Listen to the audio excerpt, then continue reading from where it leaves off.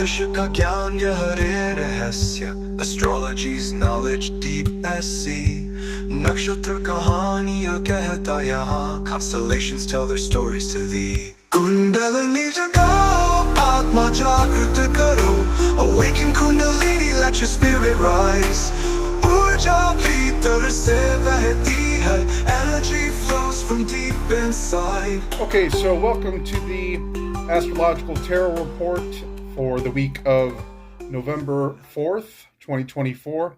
And just want to pick up where we left off a little bit, try to explain what we're trying to do with these reports going forward. So in the midst of all this, I'm kind of still trying to determine whether or not I should be doing this as kind of a long form or a short form, and whether or not to lean more so on the tarot or the astrological aspects. I'm going to do my best to try and do both. It just really kind of depends on how much time I have each week and how much I can get through. I'd like to do a monthly report as well for the new moons. This month we just did a short form for the new moon in Scorpio, but going forward I'd like to try and kind of divide it up with the aspects per the week, and then kind of the transiting planets into the different signs throughout the month. So that'll kind of be more in the new moon report, the transiting planets. So I think we'll just try and stick with the aspects for now in the weekly reports. And there's always going to be a lot to cover, but we can't necessarily get through it all. There's minor aspects, and then there's more traditional, the trines, the sextiles, the oppositions, the conjunctions. So we'll try and stick with the more traditional ones, and then we'll try and give the explanations for those in terms of the tarot, as this is the Astrological Tarot Report. And we're using the system that was originated through the Golden Dawn. However, I've actually developed it so that each individual degree has a minor arcana card associated with it, which has never been done before. This is new. This is my system that, again, has been developed out of the Golden Dawn system of decans. So the decans are kind of the precursor in how you would begin to start to parse out the individual degrees. So I've actually gone ahead and figured that out, how that works. And it's actually quite accurate. It almost kind of resembles the Sabian symbols, which you've heard of, been talked about quite a bit if you're familiar with astrology. So I'm going to go ahead and dive into this a little bit. Please hit the like button, please subscribe, and start to learn this new system with me. Enjoy it. I've been developing it and doing charts for people already with it. But this I'd like to make more public and start to get people more interested in it, and hopefully they'll be interested in learning the system themselves. So let's go ahead and start off with the November 3rd aspects. So we're starting a day before because we're kind of trying to catch up since this is our first report. So on the 3rd, we have the moon in Scorpio, which trine Mars in Cancer. With the moon trining Mars, we typically see a strong alignment of emotion and action. Feelings fuel our drive and help us move forward. Here, however, the mix of the tarot cards suggests a journey that requires shedding illusions, the Seven of Cups, confronting complacency, the Four of Cups, and stepping into transformative action, which is a representative of death and the Chariot. A High Priestess and the Tower add that something hidden could emerge suddenly, shaking things up. This energy is intense and can be overwhelming, but also liberating. Overall, this trine encourages us to break through stagnant emotions and embrace a profound change. Okay, so 2, Moon in Scorpio, sextiles Pluto in Capricorn. The Moon-Pluto sextile enhances intuition, brings our shadow side to the surface, revealing what's been hidden or unaddressed. With the Devil and Judgment in the mix, the tarot suggests facing attachments and taking accountability for past choices. Death encourages release, and while the High Priestess invites us to listen deeply to intuition. Seven of Cups and the Four of Pentacles reveal a need to balance our dreams with practical stability. This aspect is a call to confront inner limitations and release what no longer serves us, paving the way for authentic transformation. Okay, then we have the moon in Sagittarius, which conjuncts Mercury in Sagittarius. A moon-Mercury conjunction in Sagittarius brings an optimistic and forward-thinking energy, favoring communication, learning, and truth-seeking. The tarot cards Temperance and High Priestess suggest balance, wisdom, and patience, while the Magician and Eight of Wands indicate the power to manifest ideas swiftly. This combination encourages us to trust our intuition while embracing a rapid flow of inspiration. It's a time to speak and act with purpose, aligning our intentions with our inner truth for focused manifestation. Okay, now moving on to Mars in Cancer, opposition Pluto in Capricorn. Mars opposing Pluto creates a powerful but challenging tension between personal will and larger transformative forces. Traditionally, this can feel like a battle between individual drive and external power structures. The tarot cards Judgment, the Devil, and the Tower suggest a reckoning, potentially an unavoidable confrontation with buried fears or control dynamics. The Chariot and Four of Cups remind us to stay centered and avoid letting reactivity steer us off course. While the Four of Pentacles encourages maintaining practical boundaries, this aspect is about finding strength amid pressure, transforming adversity into growth. Okay. Venus in Sagittarius, opposition Jupiter in Gemini. So Venus opposing Jupiter brings expansion in relationships and values, but it also highlights where we may be stretching ourselves too thin. The tarot cards, Lovers, the Wheel of Fortune point to choices and change, suggesting that some relationships or values may shift significantly. Temperance and the Empress call for balance and nurturing, but the Ten of Wands and Ten of Swords reveal potential overload or a need for closure. This aspect is about evaluating what we truly value and nurturing connections that align with our growth while being ready to release those that drain us. Okay. And let's go ahead on to November 4th. The Moon in Sagittarius squares Saturn in Pisces, and this square brings emotional tension, feelings of restriction, or a need for patience. Here, the High Priestess and Moon hint at deeper emotional layers surfacing, encouraging quiet reflection. The World in Temperance reminds us of the importance of balance and closure, suggesting that something needs to be seen through to the end before moving forward. The Two of Wands and the Two of Cups add a decision point or partnership aspects. This square may press us to evaluate commitments and decide whether they align with our personal growth. Okay, Sun in Scorpio, trining Saturn in Pisces. And this trine stabilizes and grounds us, supporting long-term goals. In this case, the Two and Eight of Cups suggests an emotional reassessment, with the Eight of Cups indicating a need to leave something behind. The Sun and World provide clarity and culmination, while Death and the Moons signify deep transformation and release. This aspect favors letting go of outdated emotional patterns of relationships, allowing for a new chapter in alignment with personal truth and resilience. Okay, then we have a Moon-Jupiter opposition, and that's Moon in Sagittarius opposition Jupiter in Gemini. A Moon-Jupiter opposition often amplifies emotions. It can bring about impulsive choices. The Lovers and Wheel of Fortune add an element of fateful choice, where paths may diverge or turn unexpectedly. Temperance and the High Priestess counsel balance and inner listening before making decisions, while the Eight of Cups and the Two of Cups suggest a possible release or shift in partnerships.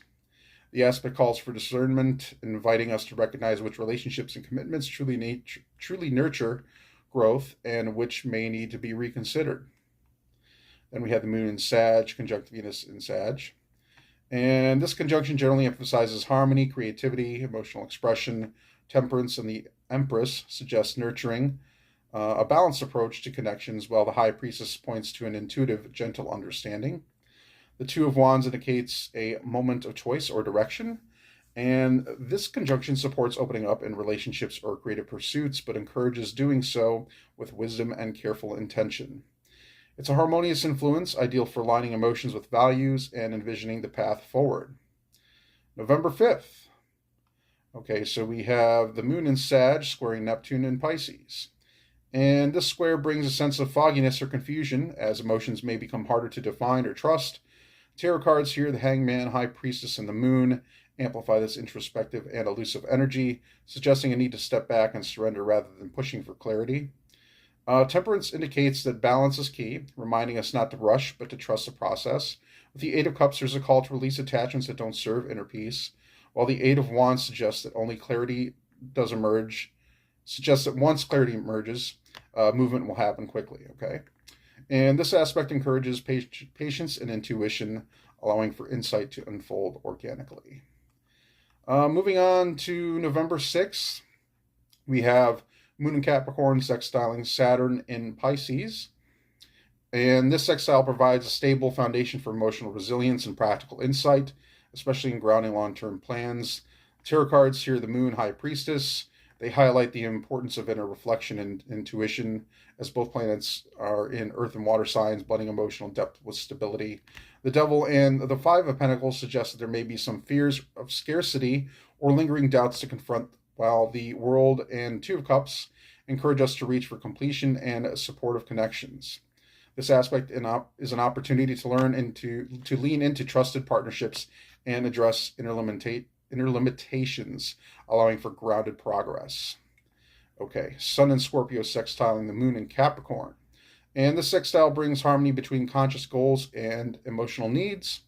With an emphasis on fulfilling relationships and steady growth, the Devil and Death indicate a transformative phase, suggesting a release of unhealthy attachments or limiting patterns. The High Priestess and the Sun emphasize clarity through intuition and truth, while the Seven of Pentacles and Ten of Cups encourage patience and investment in what brings lasting joy and contentment. This aspect supports mindful, steady progress towards personal fulfillment and the creation of a stable, nurturing foundation. Next, on the 7th, we have Moon Uranus trine, and the Moon being in Capricorn, Uranus being in Taurus. It brings opportunities for productive change and fresh insights, especially with practical matters of long-term stability. The Hierophant and the Fool suggest a mix of tradition and innovation, encouraging us to respect established structures while embracing new perspectives. The High Priestess calls for trusting intuition, while the Devil and the Three of Pentacles highlight importance of discerning which connections or commitments truly serve our highest growth. Then the Nine of Pentacles reflects a focus on self-sufficiency and reward for hard work. The trine favors stepping into novel approaches while grounding them in wisdom and practicality. All right, next aspect we have is the Moon in Capricorn sextiling Neptune and Pisces. And this enhances sensitivity and intuition, inviting us to step back and reflect on what aligns with our inner values. The Hangman and High Priestess suggest surrendering control to gain deeper insights. While then there's the Moon card, which underscores an element of mystery or uncertainty. The Devil and the Two Pentacles bring attention to finding balance amidst potential inner conflict, and the Eight of Cups indicates a call to release anything misaligned with our emotional need. This aspect supports stepping back, then kind of recalibrating what's important, our priorities, and allowing intuition to guide us forward. Okay, next aspect we have is the Moon in Capricorn conjunct Pluto in Capricorn, and it intensifies emotion, bringing hidden desires and fears to the surface. The Devil and Judgment card suggests a potential reckoning with attachments or limiting patterns, while the High Priestess calls for inner awareness and calmness. And then your Four of Pentacles indicates a possible tendency to hold onto or control or resist change. Okay, so a lot of resistance here in this aspect. But this conjunction encourages transformation by letting go of what feels restrictive. This energy is intense, yet it provides a chance for profound inner growth and liberation from old unhelpful patterns. Moon in Aquarius, opposition Mars in Leo. So this opposition creates a real tension between emotional needs and assertive action.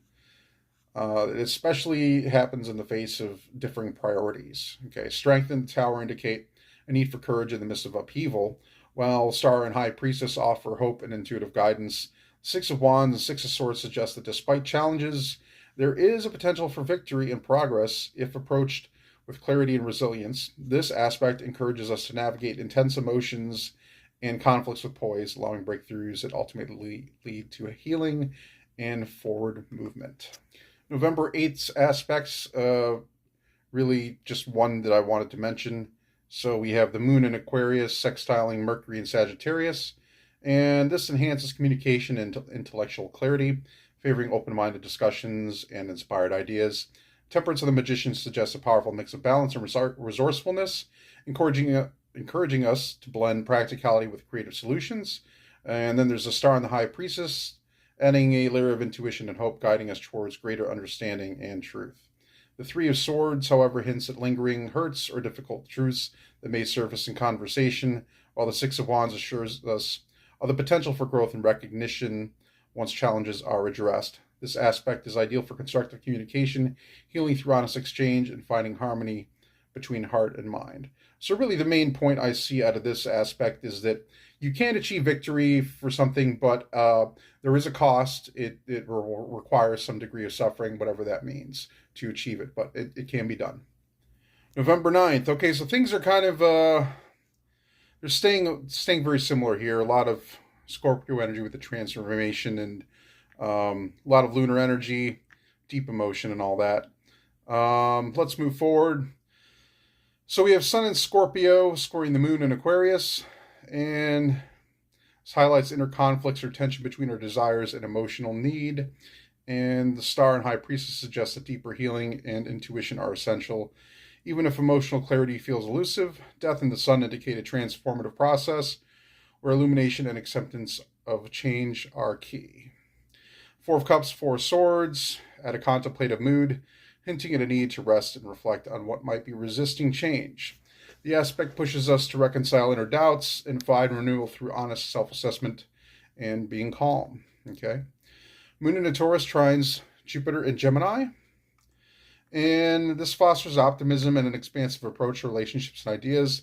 The Lovers and Wheel of Fortune speak to pivotal choices and turning points, inviting us to align with what feels meaningful. The High Priestess and Star suggest that following inner wisdom and hope can reveal new paths, even if the Five and Nine of Swords bring up lingering worries and self-doubt. The aspect encourages us to trust in opportunities for growth and healing, letting go of past conflicts to embrace brighter prospects. Venus in Sagittarius squares Neptune in Pisces. And this square can blur the lines between reality and idealism in relationships and creative pursuits. Moon and Hangman suggest introspection and surrender, encouraging us to pause before making emotional or creative commitments. The Empress and Temperance bring in themes of nurturing and balance, reminding us to cultivate patience and grounding. The Eight of Wands and Eight of Cups indicate that once clarity is found, swift changes or releases may be necessary. The aspect invites us to see through illusions, allowing space for true emotional fulfillment and healthy boundaries. Moon in Aquarius, squaring Uranus and Taurus. And this square brings unpredictable emotions and the potential for breakthroughs. Three of Swords and Three of Pentacles suggest that sudden realizations may lead to emotional shifts, especially around collaborative or traditional dynamics.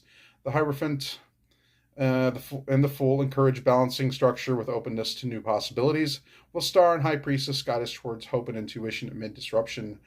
And this aspect may feel unsettling, yet it holds a potential for freedom from outdated beliefs and structures, allowing for genuine expression. And the last aspect of this day, the Moon in Aquarius sextiling Venus in Sagittarius. It harmonizes emotions and relationships, fostering openness and mutual support.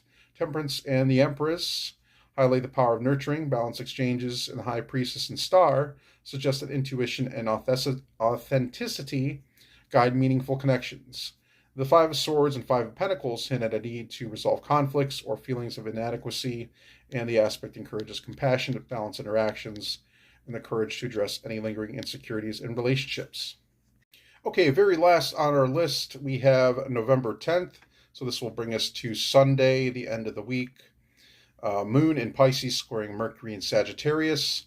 And this square brings some tension between our emotions and thoughts, especially in areas where dreams and practical concerns clash. Temperance and the Magician encourage a balanced approach, suggesting that a blend of patience and creativity will help resolve any mental and emotional conflicts.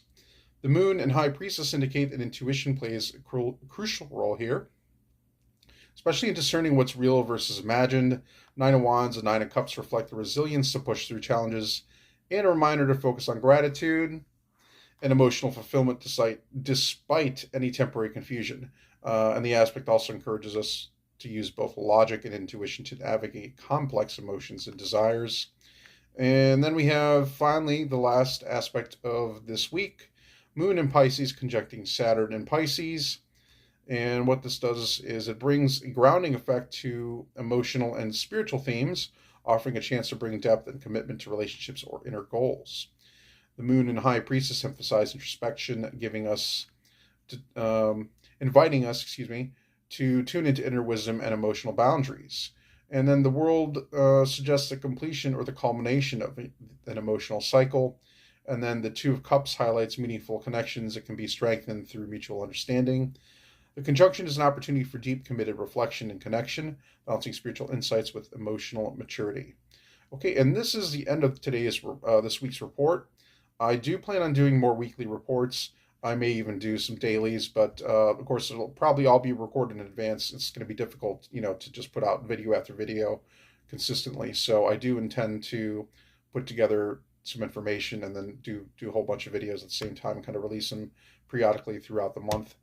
But yeah, going forward, there might be some changes. It's hard to say. I would like to hear your feedback, hear what you guys want, what you're looking for in these astrology reports. If you prefer weekly, you like the new moon reports. What is it that you want to hear? Just let me know in the comments. I'd love to hear from you all. Please do comment, like, and subscribe. Thank you.